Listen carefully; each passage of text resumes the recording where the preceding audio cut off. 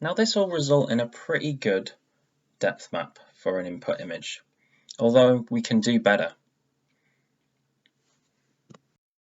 Now to try and apply depth to the road map, I've used the basis that the bottom of the image will always be the same depth, based on the fact that the car will shine its laser down into the floor at the same point every time.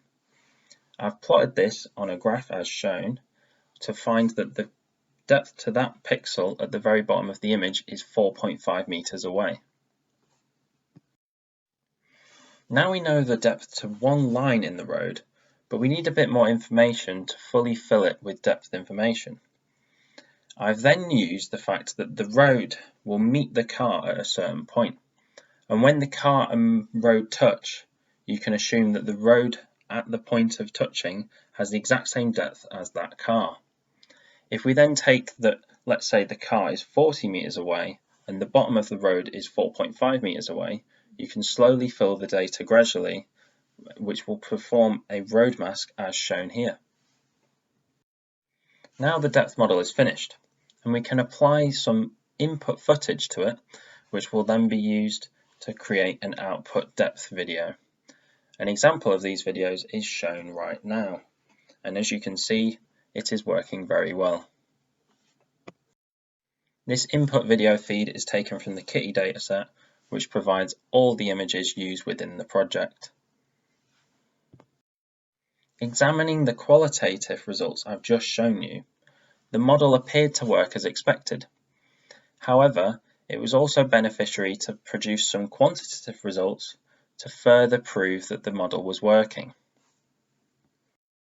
Now, these results have been shown in the table, and these have been produced using the Kitty evaluation code. Taking a quick glance at this table, it probably just looks like numbers to you, but I'm going to do my best to now explain what these numbers actually mean. To start things off, we have my depth model in the first column. We then have two other depth models in the next two columns, which use neural networks to find depth. They are called monodepth and monodepth 2. Now, we have our evaluation metrics in the rows, which are mean squared error and relative absolute error. Here, the squared error is more a representation of how accurate the model is in general at predicting depth to every pixel in the image, whereas the absolute error more represents the errors to certain pixels in the image. As clearly shown, my model has an undesirable squared error compared with monodepth. However, the absolute error is much better than monodepth, which proves that it's very good at predicting depth to cars, but not as a whole-scale image prediction. So on this basis, if we were to combine the two models together, it'd be good at predicting depth as a whole, as well as getting more accurate predictions for cars. So, has the project been a success? Yes. However, could it have been improved? Also yes. If I was to go and do the project again, the main change I would make would be to change the time plan and make way for room to be able to retrain the monodepth model using my project.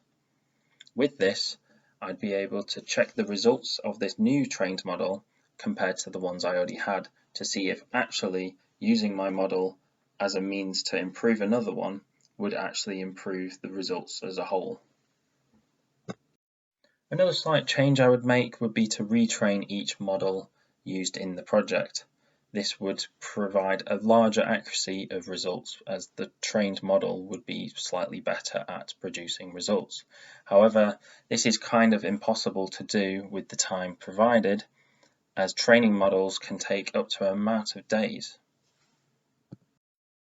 Overall, I'm very happy with the outcome of the project, and I have proved that perspective projection can actually be used to find depth of cars within an image.